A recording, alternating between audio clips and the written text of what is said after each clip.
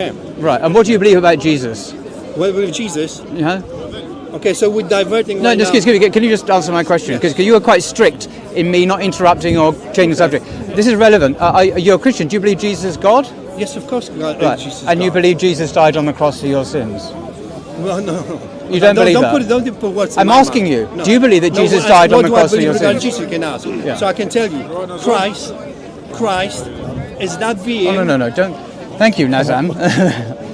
Do you believe Jesus died on the cross for your sins? Is my question to you. Jesus showed us the way to overcome our mortal state. So right now, as you are, in present moment, you're in a mortal state, yes? We're all going to die. Okay. Hold on, you asked me a question. Christ showed us how to overcome it, how to overcome our mortal state. How did dying on the Just a cross? moment. How did He was dying on the not cross finished. I go, Jesus, help I'm that? tell you. He's dying on the cross. His flesh died on the cross. However, Christ himself then descended into abyss Right. to resurrect every single holy prophet, every soul that experienced death, including Adam. So whoever experienced death was then brought out of abyss through Christ. Okay. Because So- he was the one. He was the only one with power to overcome death, and death was powerless in regards to his life. I didn't ask. I think you're preaching a bit, which is No, your you're right to asking do me. so. You're asking me. So the question is, why did Jesus die on the cross, in your view? So I just told you.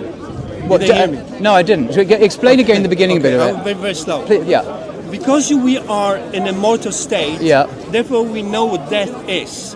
Sooner or later, we all going to experience death. Now, death itself is a being. It's a being which is going to claim you. Death is a Yes, being. Of course, What- it's what a is- being. so Everything is a being. Tree is a So being. death Nature is a thing, is it? Nature is a being. Sun is a So being. death Everything is has being. a personality, an ontology. No, listen. It has Now you're an speaking- existence, now you're speaking independent. in a human way. Yes, It's I an am. I'm a entity. human being. I can't help it. Death is an entity. And because it's the same entity. How can it be an entity? Of course it's an entity. What do you say, of It's very course? simple because... It's not a thing. No, Let give me me- an answer. Give me an answer. You ask how can it be entity? Because I don't see how it's a thing. you ask how can it be entity, so let me tell you. Because before this world was created, everything that was created through eternal rounds. And eternal rounds... in Eternal- itself eternal are what? Eternal rounds. What's that rounds. mean? Oh, realms. Yes. Sorry, yeah. Now all those rounds they're all actually filled with beings, and the being which human being knows is the being of death. Death itself, you can see it says in the Old Testament, which Muslims are supposed to follow, says it entered. Then entered upon the eating the fruit of knowledge. Death has entered. So actually, when you say to me, how can it be being? How can it enter the realm of I man? don't think it says that in the Old Of course it Testament. does. Read it. I have. Read it. It's the book of Genesis. I'm not sure. I don't think it says that. So the death is a being, and Christ Okay. showed us how to overcome our mortal state. How did he show us to overcome our mortal state? By renouncing ourselves in our present manifestation. Therefore, everything, because we all have sinful thoughts. We all have violent thoughts. But we all how have- does Jesus do this? You give me the theory. by renunciation. What does that mean? Self-renunciation. Right. Now we renounce- So how does we're Jesus? renouncing- So excuse me. Hang on a second. Yeah. I don't understand why, in your view, how Jesus' death affects that, because Jesus could just be a wise teacher who could teach us to deny ourselves, like the Prophet Muhammad did. You say, No, that would be like for example, we're not supposed to give in to our nafs, our desires. We're supposed to submit to God. Now, Jesus, of course, taught the same thing because he was a Muslim prophet. But what I don't understand is why Now you're preaching. It was not a Muslim prophet. Go ahead. Excuse me. Why does Jesus have to die to demonstrate that when simply teaching it like It's very the simple. prophets did? I don't it's get very it. simple. It's because Christ came to the world, as in his own words, he said, "Follow me. I am the way." So, What is hold he the on, way you're asking to? a question. What is he the way Hold to? on, you're asking questions. What is he the way to? You don't ask. You're the Listen, preacher. No, I'm not preaching. I'm trying to show you logic. You are preaching. I'm trying to show you logic, and I tell you why I'm not preaching. You're not going to hear it anywhere else.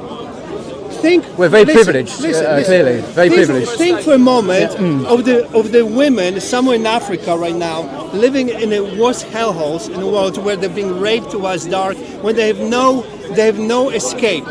Wouldn't they say, God, take this cup of suffering away from me? They would. So when Christ came to the world, he came and he addressed everyone. He came those who are being tortured, who are being abused, who are being killed, and those. But how does he help them? How does he help people? How does he help people who are being tortured? I genuinely don't get this. A man who lived a man who lived 2,000 years ago, in your view, who died on a cross, in your view, somehow this helps a woman in Africa who's been tortured. Can you explain to me how? What is the connection? What he meant when Christ. I told you, he said, I'm the way, the truth, the life. What is he the way to? What is he the way to? When he said the words to God. Yeah. So because we're in a mortal state, first you have to overcome mortal state. The reason why you don't see God right now, or the angels, or the heavenly realm. But how does it help the woman being tortured? So coming back to your example, a woman in Africa being tortured, how does your belief in Jesus' death on the cross help this poor woman in Africa being tortured now? This is your example. She knows what he meant. What did he mean? He meant that the burden of evil in this world is so unbearable for any soul. So when this woman, for example, if she's being, let's say, tortured or raped, whatever else, when she knows such words have been spoken, she said the same words, and the God has entered the heart of every human soul. How is she helped? She knows it. No. How does those words were never spoken? What does she know? What does she know? That the words came to the world. That she can relate to. What can she? I don't get. What is she relating to that help her being tortured? Unbearable, the burden of evil. Right. So I'm a woman being tortured, and I think, what to help me? You think, of course, if you be really tortured, which obviously is being hypothetically right now, obviously, by the way you're ignorant by the posture, if you really will be tortured, you obviously want it to end. And if there will be no way for you to end it, so because there will be no will. How does your message help her? No will. No, I don't get it. How does your message help her being tortured? It's because then she understands that actually that there's a path laid out, that she's gonna lose hope when she's gonna say, God, you must have abandoned me. So let's say she's a God-fearing woman. She abandoned hope. You're asking a question. Okay. Let me give you an answer. I'm just following it through very carefully in stages. Yes, exactly. Because I don't understand. When you said, how would she be helped?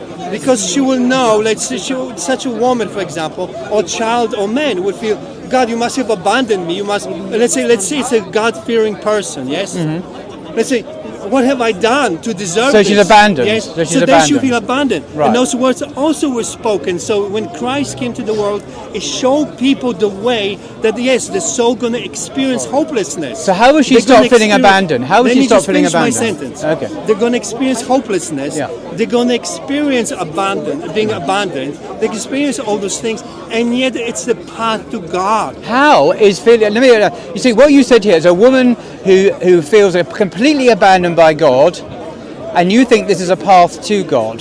I don't get it. It doesn't make sense to me. And she's been tortured. It makes sense. I don't get it. It makes sense because what the Christ said. You see, I understand you don't understand. I don't. Okay. Christ himself said these words: "My kingdom is not of this world." Yeah. Whoever belongs to God does not belong here. So remember, we're talking about a woman in Africa who's been tortured. If you have a fridge full of food, how is she helped by that? House, that means you belong here. All right. If your fridge is empty, if you're hungry, if you're an orphan, if you're hopeless, that means that this is not your world, and that means when God said, "My world is not of this world," that means you belong to God.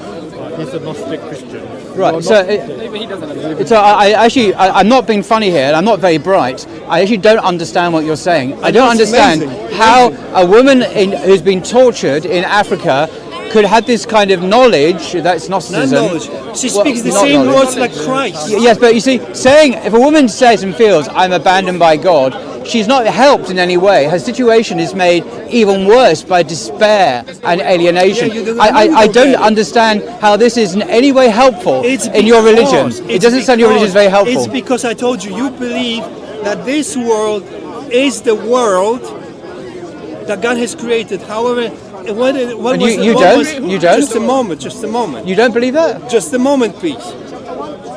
When Satan tempted Christ, what did he do? He took him up the mountain. He showed all the kingdoms of this world, and what did he say? All this was handed down to me. I will give it all to you if you bow down and worship me.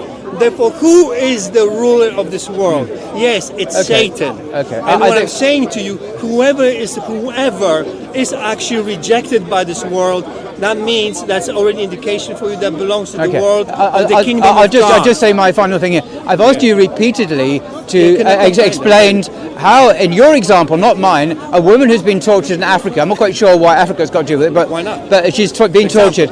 You offer her a religion or a worldview that says she would be despairing, she would be alienated from God, and this will somehow be her salvation. But you've not, in my view, explained how at all. So therefore, I'm now going to thank you very much for explaining all this to me. I'm going to end the conversation, right? You're clueless. because I don't think you have explained. Amazing. So there you go. Maybe other people can understand. I don't understand. I think stones will move faster than you, which is quite incredible, but it's okay. Enjoy yourself. You really think so? And it's good to be insulted by a Christian at the very end, isn't it? Yeah, it's comparing stones.